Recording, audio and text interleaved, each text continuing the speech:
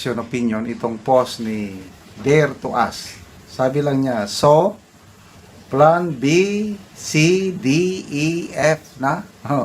Letters na sa alphabet. Bakit kailangan nila ng plan B, plan C? Panigurado gyud mo, ha? Isinare ni Dare to Us itong post ng Philippine Star. Payag ito ni Ronald Llamas, political analyst kuno ng mga Dilawan. Sabi niya, Llamas on the possibility of Vice President Sara Duterte's impeachment. Duda ako doon. Alanganin ang impeachment daw. Duda. Parang hindi magmaterialize. Bakit? Duda. Una, papalapit na ang 2028. Kalawa, pababa yung approval rating ng President.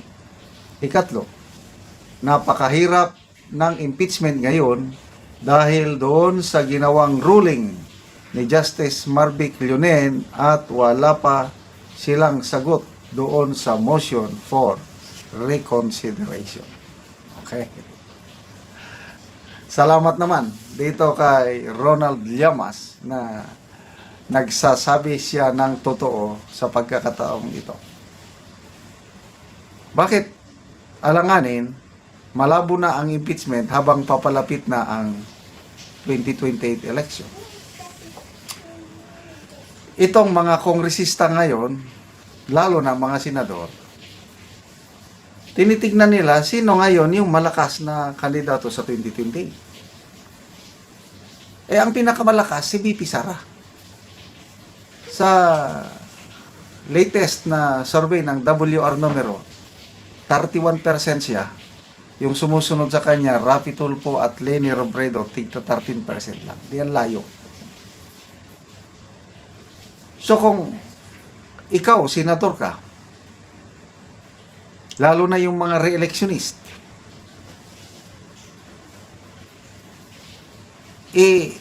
bobotohan mo ba bibigyan mo ba ng botong conviction ang isang napakalakas na kandidato pagka-presidente?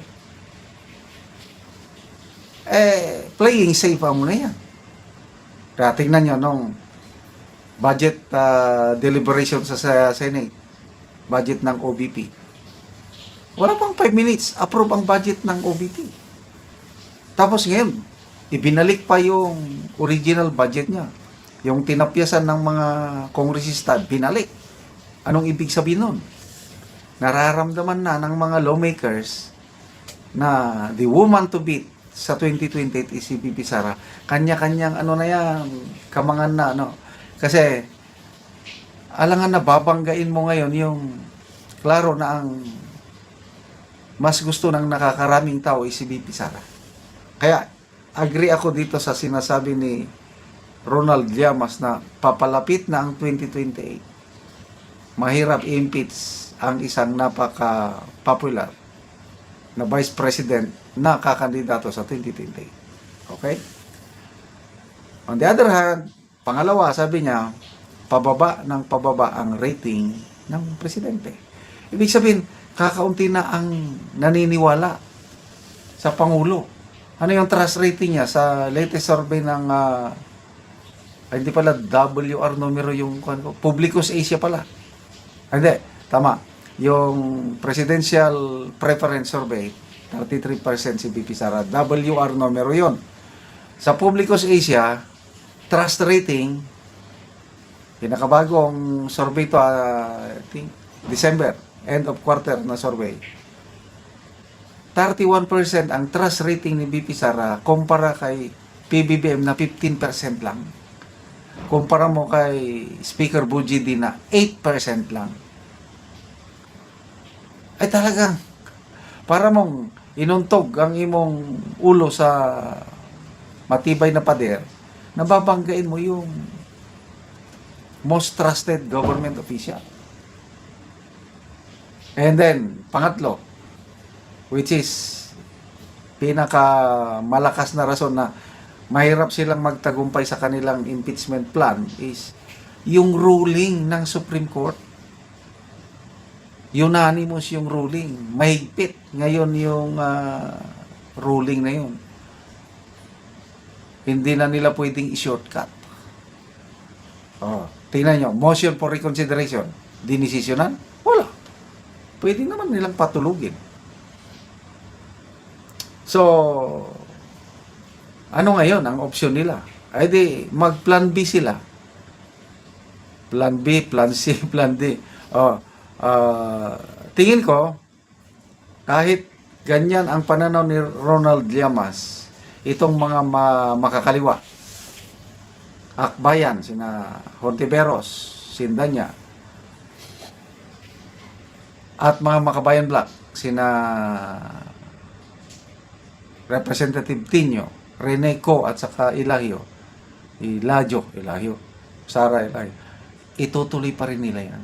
Magsasampa pa rin ang impeachment case.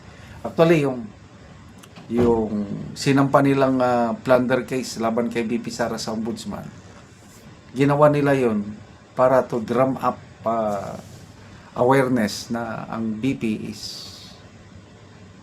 manlulustay ng pera ng taong bayan. Pas yung findings ng ombudsman magiging supporting documents nila para sa impeachment na isasampa kay BP Sara. So ito ngayon ang tanong kung makagather ba ng enough votes sa Kamara ang impeachment complaint. Makakuha ba ngayon ng 1/3 ng mga kongresista? Yan ang malaking tanong. Kasi wala naman si Romualdez. I don't know kung may katulad pa sa nangyari noong Pebrero na may kaukulang pundo. Palagay ko, nahirapan na sila ngayon sa pagkuha ng pundo. Ay, nako. So, good luck sa inyong planong impeachment kay BP Sara. Nakahanda na ang bloodbath. Manunod kami ng bloodbath kung sakaling matuloy. Salamat mga kaibigan sa inyong pagsubaybay sa ating channel.